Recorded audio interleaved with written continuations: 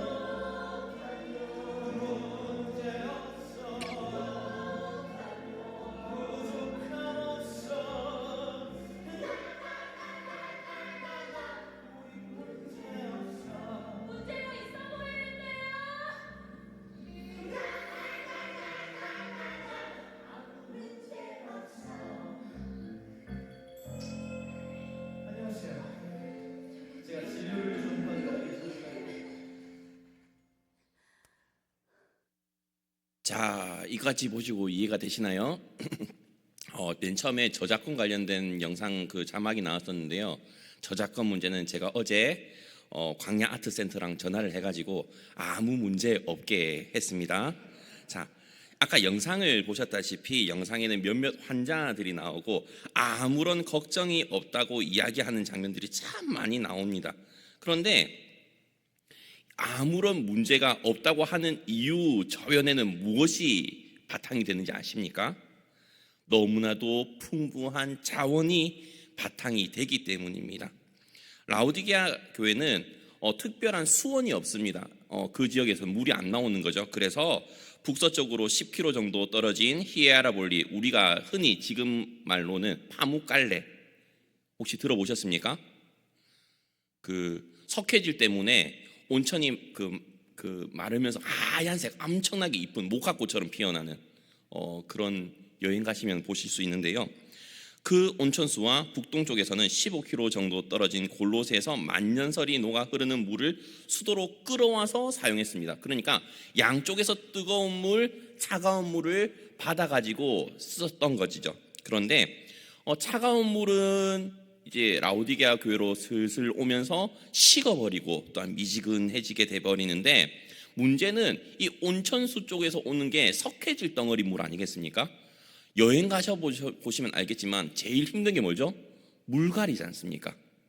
그래서 물이 상당히 중요한데 이 석회질 물을 먹으니까 사람이 괜찮아지겠습니까?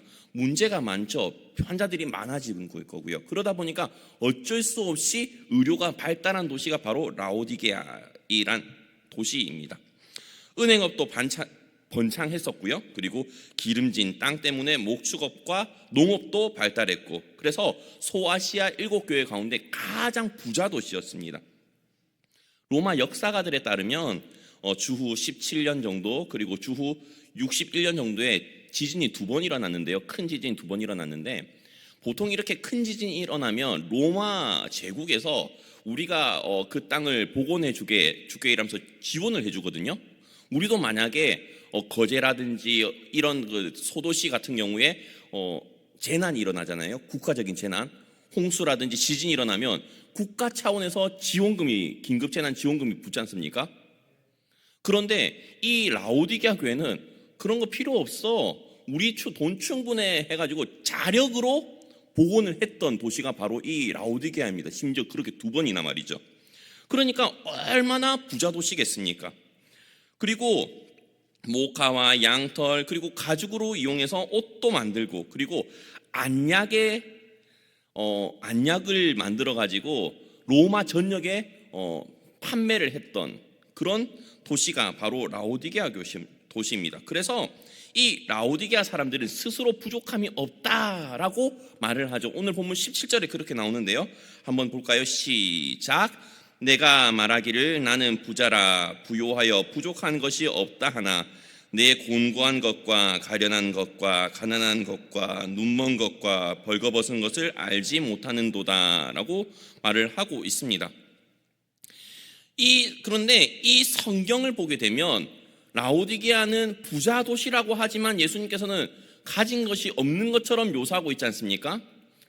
그런데 이 라오디게아 도시란 그 성읍에서는 뭐가 문제였냐면 부요함이 문제였지 않습니까?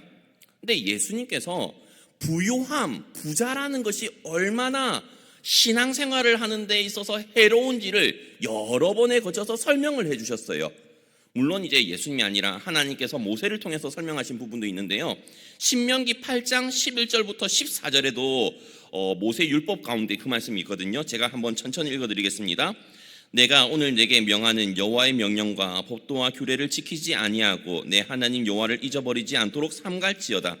내가 먹어서 배부르고 아름다운 집을 짓고 거주하게 되며 내 소와 양이 번성하며 내 은금이 증식되며 내 소유가 다 풍부하게 될 때 내 마음이 교만하여 내 하나님 여호와를 잊어버릴까 염려하노라. 여호와는 너를 애굽 땅 종되었던 집에서 이끌어내시고. 자, 부자인 게 경계해야 된다고 하나님께서 말씀하시죠. 그리고 이 말씀을 보게 되면 저는 아굴의 기도가 또 생각이 납니다. 잠언 30장 7절부터 9절이죠. 제가 여러 번 했던 것 같은데요. 다시 읽어드리겠습니다. 내가 두 가지 일을 주께 구하였사오니 내가 죽기 전에 내게 거절하지 마시옵소서. 곧 헛된 것과 거짓말을 내게서 멀리하옵시며 나를 가난하게도 마옵시고 부하게도 마옵시고 오직 필요한 양식으로 나를 먹이시옵소서. 혹 내가 배불러서 하나님을 모른다 여호와가 누구냐 할까 하오며 혹 내가 가난하여 도둑질하고 내 하나님의 이름을 욕되게 할까 두려워함이니이다 라는 말씀이 있죠. 부자라는 것이 얼마나 경계해야 되는 것인지 아굴의 기도에서도 나옵니다. 또 신약시대 때 예수님께서 부자 청년과 이야기하는 내용이 또 나오죠. 마태복음 19장 21절부터 24절인데요 제가 또 읽어드리겠습니다. 예수께서 이르시되 내가 온전하고자 할진대 가서 내 소유를 팔아 가난한 자들에게 주라. 그리하면 하늘에서 보화가 내게 있으리라. 그리고 와서 나를 따르라 하시니 그 청년이 재물이 많음으로 이 말씀을 듣고 근심하며 가니라. 예수께서 제자들에게 이르시되 내가 진실로 너희에게 이르노니 부자는 천국에 들어가리가 어려우니라. 다시 너에게 말하노니 낙타가 바늘기로 들어가는 것이 부자가 하나님의 나라에 들어가는 것보다 쉬우니라 하시니. 자, 이만큼 부자는 하나님 나라에 들어가기가 어렵고 신앙으로 사는 것이 참 힘이 듭니다. 그리고 우리가 알고 있는 이 라오디게아라는 도시는요 주후 494년 완벽하게 지진으로 이제 망하게 됩니다. 그래가지고 이제 7세기 인근의 다른 지역으로 옮겨고 도시 이름도 바뀌게 되는데요. 이렇게 부자 도시였고 아무것도 부족함이 없었던 이 라오디게아 교회를 향한 예수님의 말씀은 무엇인지 아십니까? 자, 14절이죠. 라오디게아 교회의 사자에게 편지하라. 아멘이시요 충성되고 참된 증인이시요 하나님의 창조의 근본이신 이가 이르시되. 아멘이란 말은 여러 번 들어서 아시겠지만 저도 그렇게 생각합니다. 그 말이 참됩니다 라는 의미죠. 그렇기 때문에 아멘이시오라는 말은 진리시오라는 말과 동일한 의미입니다. 그 말인 즉슨 진리신 예수님을 말하고 있는 것이고요.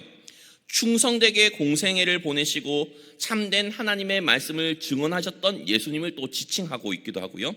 창조의 근본으로 하나님과 함께 이 세상을 창조하셨던 예수님을 말하고 있기도 합니다.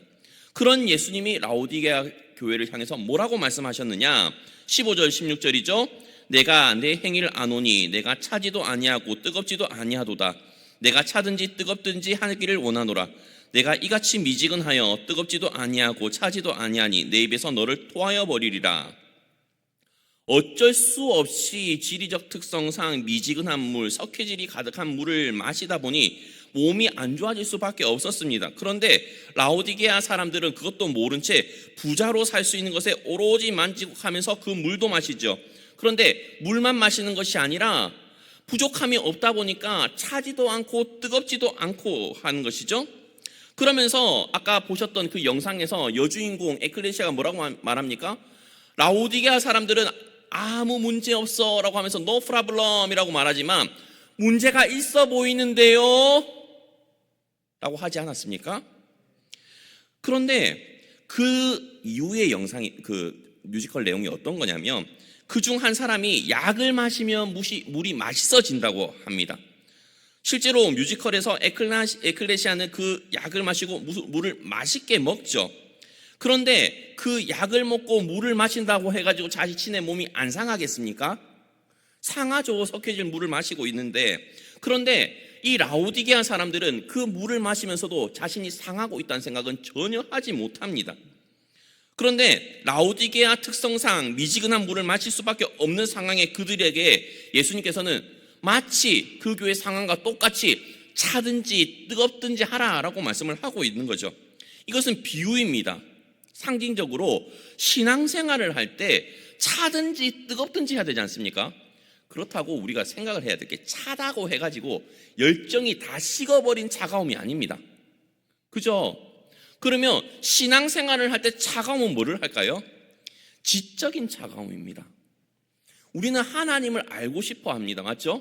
하나님을 알면 알수록 더 알고 싶어 하는 것이 하나님을 인격적으로 만난 사람의 욕심입니다. 저희 여동생이 신대원에 가가지고 면접을 할 때요, 여자의 몸으로 왜 여기 왔냐, 우리 교단 그 신대원에 왔냐, 여자 목사가 없는 걸 아는데도 왜 왔냐라고 했을 때 저희 동생의 대답은 하나였습니다. 하나님을 더 알고 싶어서요. 그게 정답입니다. 정말로 하나님을 믿고 신앙생활을 하다 보면 더 알아가고 싶은 게 당연한 것 아니겠습니까?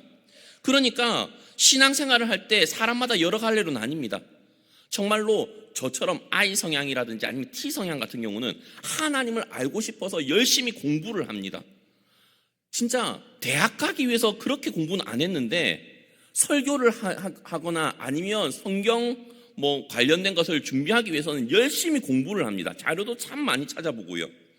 또 어떤 사람의 같은 경우는 이 성향 같은 사람들은 막 열정적으로 전도를 한다거나 아니면 부흥회를 참석한다든지 여러 가지 활동들을 하죠. 그런데 우리나라가 잘 살면 잘 살수록 어디에 사람들이 줄어들죠? 자, 감림산 수양관이라든지 아니면 기도원 같은 데 사람들이 많이 줄어들지 않습니까? 왜죠? 열정이 다 식어버렸거든요. 하나님을 처음 만났던 그 뜨거움이 사라지고 있거든요. 그런데 하나님을 만나고 하나님을 더 깊이 알기 위해서 그 어떠한 방법이든지 차가운 열정 아니면 뜨거운 열정이라도 가져야 되는데 가지고 있지를 않다는 겁니다. 요즘에 MZ세대는 차가운 열정이 너무 심해가지고요, 겨울에도 아아를 마십니다. 아아가 뭔지 모르시죠? 아이스 아메리카노를 아아합니다. 저는 한여름에도 뜨거운 커피를 마시니까 이해가 되지 않거든요. 저는 한여름에도 뜨거운 커피, 겨울에도 뜨거운 커피, 1년 내내 뜨거운 커피를 마시는데 어떻게 그 겨울에 아아를 마시는지 이해가 되지 않습니다. 그런데 그 친구들 나름대로 그 열정이 있는 겁니다. 몸이 너무나도 뜨거우니까 겨울에도 아아를 마실 수 있는 거죠. 그럼 저는 몸이 왜 그런지 모르겠습니다. 자, 그렇게 하나님의 말씀으로 세상을 바라보고 그 세상 가운데 어떻게 살아갈지 사명으로 살아가야 되는데 차갑지도 뜨겁지도 않고 흐리멍텅 미지근하게 돼버린 것입니다. 그리고 라오디게아 사람들은 물질의 풍요함 때문에 주님에 대한 모든 열정을 잃어버렸습니다. 더 알고자 하는 열심도 잃어버렸고요, 주님이 나에게 맡겨주신 전도의 사명 아니면 다른 어떤 사명도 잃어버리게 되고 그냥 이런들 어떠하리 저런들 어떠하리 하면서 no problem, 아무 문제 없어라고 살아가고 있다는 것입니다. 그리고 나서 예수님께서 뭐라고 말씀하시냐면 17절에 내가 말하기를 나는 부자라 부요하여 부족한 것이 없다 하나 내 곤고한 것과 가련한 것과 가난한 것과 눈먼 것과 벌거벗은 것을 알지 못하는도다. 부자라고 외치지만 얼마나 곤고한 상황 가운데 처해져 있는지 알지 못한다고 말합니다. 부자라고 말하지만 진짜 가난하다고 말을 합니다. 그리고 심지어 가련한 상황이라고까지 말하고 있지 않습니까? 안약이 발달된 도시에 살고 있지만 정작 눈이 멀어버린 것도 모른다고 합니다. 모직업이 발달해가지고 정말로 모피로 몸을 두를 수 있는 그런 의류를 생산하고 입을 수 있는 도시에 살고 있으면 벌거벗은 줄도 모르고 생활한다고 책망하고 있지 않습니까? 오늘 본문에서 참 아이러니합니다. 뭐가 아이러니하냐고요? 그들이 자랑하는 것 하나 짚어가면서 너희가 안약으로 유명해? 눈이 멀어버린 줄 모르잖아. 모직업으로 유명해? 옷 벗은 줄 모르는구나. 부요해? 가난한 줄 모르는구나. 예수님께서는 그렇게 콕콕콕 라오디게아 교회가 자랑하는 것만 찝어서 이야기를 하고 있다는 것입니다.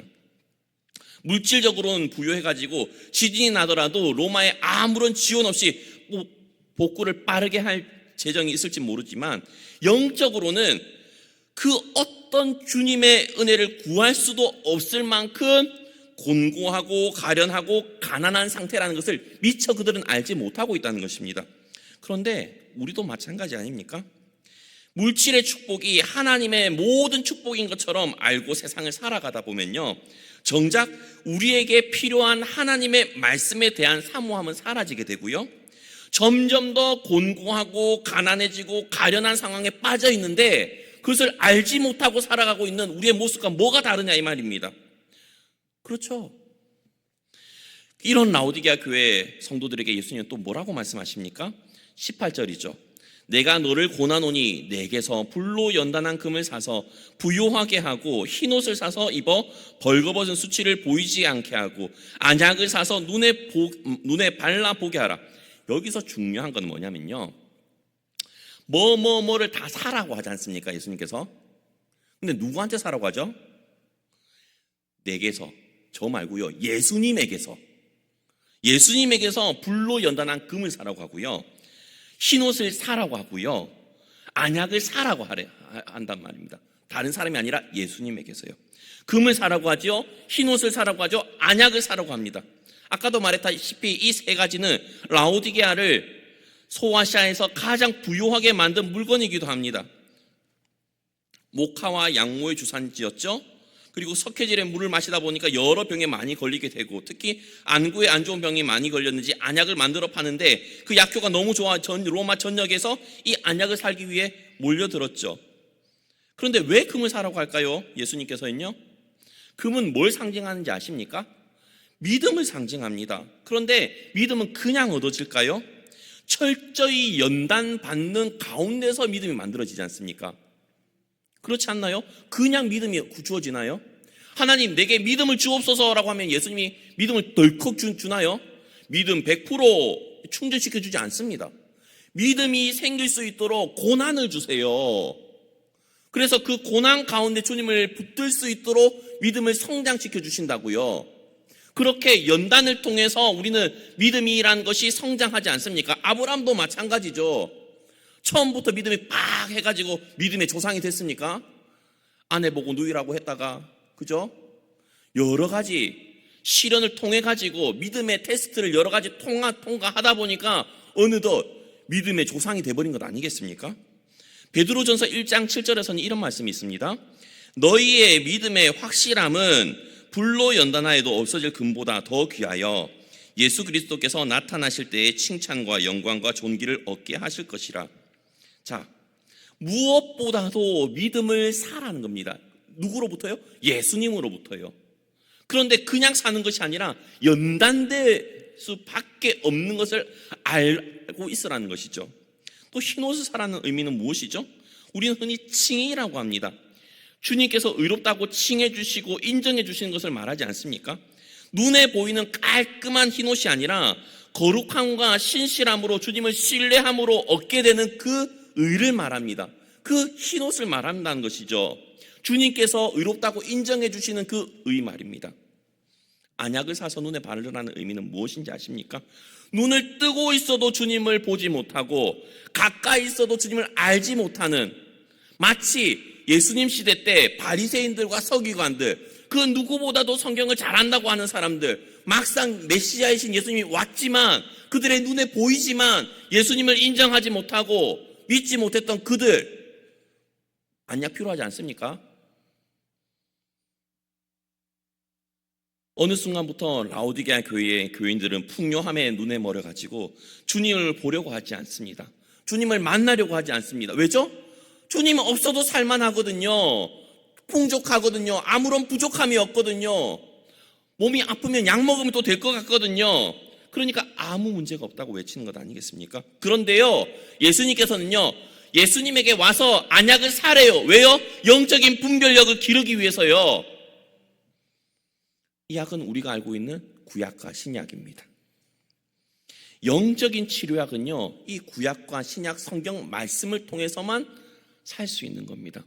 그리고 이 말씀을 통해서만요, 우리는 주님을 온전히 볼 수 있고요, 주님을 온전히 만날 수 있고요, 주님을 가까이 할 수 있는 겁니다. 그 다음에 예수님께서 뭐라고 말씀하시는지 아십니까? 무릇 내가 사랑하는 자를 책망하여 징계하노니 그러므로 내가 열심을 내라 회개하라 라고 말씀을 합니다. 사랑하는 자인 라오디게아 교인에게 책망과 징계를 하신다고 말씀하시면서 열심을 내라고도 말씀하시고 회개하라고도 말씀하셨습니다. 아시는 분들은 아시겠지만 라오디게아 교회는 좀 아픈 손가락 같습니다. 왜냐하면 다른 교회는 그래도 뭐 칭찬 한마디씩은 들었거든요. 근데 이 교회는 칭찬 한마디도 못 듣고요, 너희들 정신을 못 차리고 있지, 막 질책밖에 못 들은 교회예요. 그런데 예수님께서 뭐라고 말씀하시냐면 사랑하는 자라고 인정해 주십니다. 사랑하는 자라고 말씀하시는데요, 우리도 알다시피 사랑하는 사람이기 때문에 책망과 질책도 할 수 있는 겁니다. 제가 만약에 집으로 가는 길 가운데 중고등부 말고 큰일 날 뻔했네요. 중고등학생이 길거리에서 담배를 피우고 있다고 가정을 해볼게요. 한두 명이 아니라 무리를 이끌고 대여섯 명이서 다 피우고 있다. 그럼 제가 어떻게 할 것 같습니까? 예? 그냥 지나치겠죠. 누구보다도 저를 잘 아시는 분들이십니다. 길거리에서 담배를 피거나 술을 마실 때 왜 그렇게 할까요? 왜냐하면 예전이라면 한마디 하겠지만 요즘 같은 시대에는 한마디 했다가 맞으면 저만 손해 아닙니까? 그죠? 그리고 나서 성도님들한테 어디 가서 맞았다고 하기도 그렇고요. 그죠? 목사가 그 폭행을 당했다고 경찰서에 가기도 참 애매모호합니다. 그리고 물론 피해를 안 입을 확률도 있긴 하지만요. 또 요즘에는 또 걔네들을 돕는다 생각을 하고 돕다가 오히려 피해만 입고 손해배상을 하게 되는 경우도 많지 않습니까? 그러니까 피하게 됩니다. 그런데요, 만약에 우리 중고등부 학생이 담배 피거나 술을 마시는 상황을 봤다고 하면 제가 어떻게 할까요? 한마디 하겠죠. 왜요? 관계가 되어 있으니까 그렇습니다. 그리고 관계가 깊어지면 깊어질수록, 사랑하면 사랑할수록, 그 친구를 생각하면 생각할수록 더 강하게 책망합니다.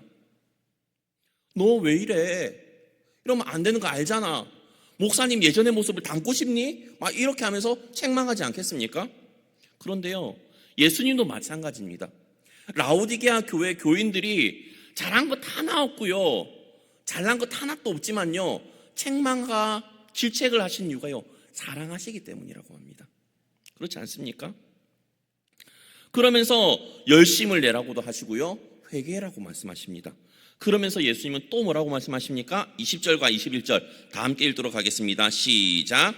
볼지어다 내가 문 밖에 서서 두드리노니 누구든지 내 음성을 듣고 문을 열면 내가 그에게로 들어가 그와 더불어 먹고 그는 나와 더불어 먹으리라.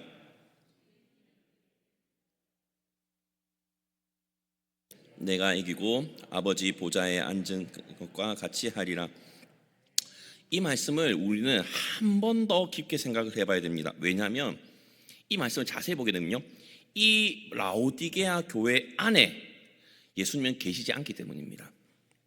라오디게아 교회가 있습니다. 성도들도 있습니다. 그런데 그 가운데 예수님은 계시지 않습니다. 물질로 충만해져 버린 그 교회엔 예수님은 바깥에서 문만 두들기고 있는 겁니다. 그래서 이제라도 문을 열면 예수님께서 들어가서 더불어 먹겠다고 이야기하시는 것 아닙니까? 교회가 있으면 뭐합니까? 예수님께서 들어가질 못하시는데요. 현대 사회에서 물질주의에 빠져버린 사람들이 참 많습니다. 그런데 세상과 사회만 그렇습니까? 교회는 안 그런가요? 교회도 어느샌가 돈 많은 사람들이 더 대접받는 곳이 되어버렸습니다. 물론 우리 교회는 안 그런 줄로 압니다. 다 없지 않습니까? 그러다 보니 교회 내에 예수님이 안 계십니다. 예배당 밖에서 문을 두드리고 계신 경우가 허다합니다. 사람들은 분명히 모여서 예배당에서 예배를 드린다고는 하는데 예배를 받기에 합당한 예수님께서는요, 예배당 안에 계시지 않고요, 바깥에서 계속해서 문을 두드리고 함께 하시고 싶어 하시는 모습이 그려지십니까?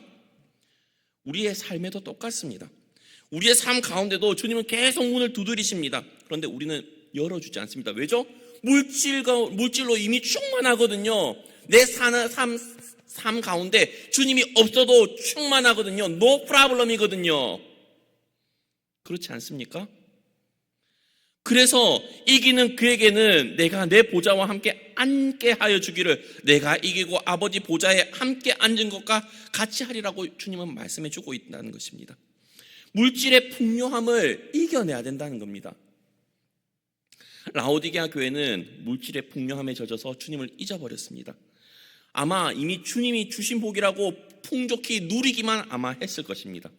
그렇다면요, 오늘 제목인 설상가상 라오디게아, 뒤에 교회를 제가 빼먹었는데요, 이 설상가상 라오디게아는요, 물질의 풍요함 때문에요, 풍요함을 가지고 있을수록 주님을 멀리 떠났던 라오디게아 교회를 저는 설명을 했습니다. 그런데요, 그런 라오디게아 교회가 되지 않으려면 어떻게 해야 되는지 아십니까?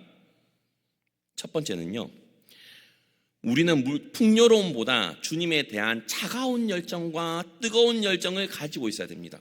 아까 말했다시피 주님께서 뭐라고 했죠? 차갑든지 뜨겁든지 해라는 겁니다. 그런데 차가운 열정을 가지고 주님을 믿고 신앙생활을 하든지 아니면 뜨거운 열정으로 신앙생활을 하든지 하라는 겁니다. 정말로 마르다와 마리아와 같이, 마르다는 뭐죠? 주님을 열심히 대접하는 뜨거운 열정을 했고요, 마리아는요 차가운 열정으로 주님을 더 가까이 알고 싶어 했다는 거예요.